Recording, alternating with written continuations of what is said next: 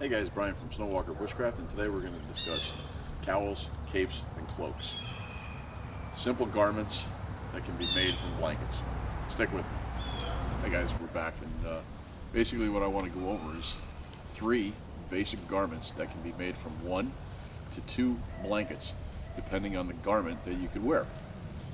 First one that we're going to do is, this is known as a cowl. Here, it's just a shoulder cap, right, which adds a second layer of protection for your shoulders. Right. Keeping with that, it has a very large and deep hood.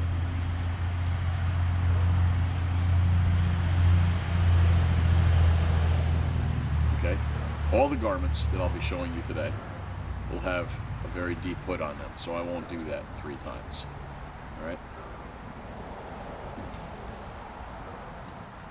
This allows you to pull your head deep inside that hood, and you won't have that much of a heat loss. As we know, we lose a lot of heat between our neck, head, neck, and shoulder area. So it's nice in that respect. I like to use this if I'm sleeping in a sleeping bag. I can actually just pull this over the top and have that extra layer of protection. All right. This one has 2 buttons for an enclosure, and then you would just basically take it off. Okay. You can roll this up, put this in a pack. It doesn't take up much space at all. All right, let's go into the second one. Okay, so this is the second one. Basically, this is known as a cape.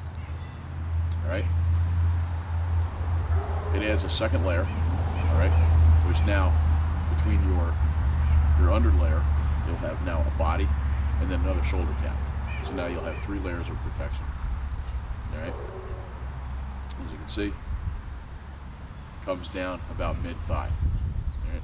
Also has the availability of a deep hood, and then you have pockets on the inside here. Right. This is good for when you're just traveling around. Another nice layer. What I like about this is the fact I do have a lot of movement, and yet I still have a good layer of material that is going to help keep my core temperature right where I need it. Now, as you can see, it does flop. All right, and what you do is how I combat that is I actually use a belt. So I'll take the belt that I have, and I'll put it around. And I cinch it off. This way I pull this around here, pull this around here. Okay. And now I keep everything closer to my body. Right? This way it helps keep me a little warmer as well. One thing that I want you to take notice is that I left the back unbelted. Right? Basically why I did that is so that as I'm working and as my temperature increases in my body and I begin to sweat a little bit, we know that sweat is an enemy. Right? I like to have this back open so that once my perspiration comes out, it dissipates. Thereby it keeps me drier and I'm more comfortable and I'm still warm. Okay? So that's why I do that with the belt. Okay? The belt also keeps this out of the way. Alright? Let's go into our last one. Okay, the last garment that we have, this is actually a full-size cloak. Alright? You see how large it is, and you can see how big the body is. Alright, this is the one for when temperatures actually get really, really cold and you want to remain warm. Alright. Deep pockets underneath your shoulder cap. Shoulder cap happens to be just a little bit bigger on this one. That's okay, keeps you warmer. Has another big deep hood, and you can wrap right up in this and stay nice and warm. When you're walking, it's fine just the way that it is. If you're in a wooded area and you might get snagged or something of that nature, you can wear this one belted as well. I like to belt this one from both sides. It keeps me extremely warm and very comfortable. Okay.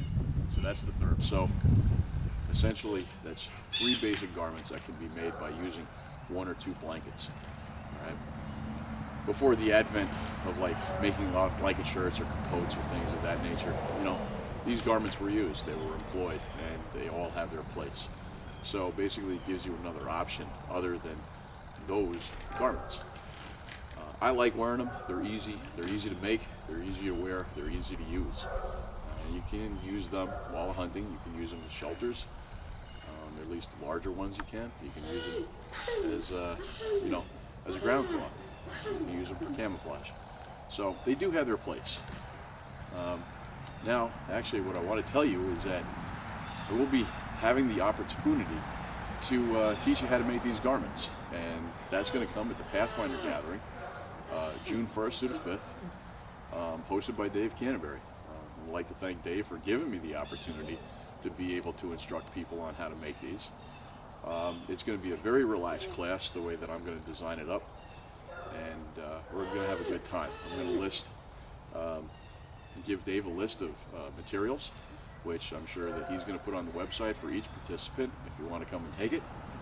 And like I said, it's going to be very relaxed, and we're going to have a good time. So even if you don't want to take it, you don't want to make one, stop by if you're one of my subscribers, if you're there at the gathering, because I'd love to put a face to a name, and I'm looking forward to seeing everybody there at the gathering this year. So this is Brian from Snowwalker Bushcraft. I thank you for your views, I thank you for your comments, and until the next one, take it easy.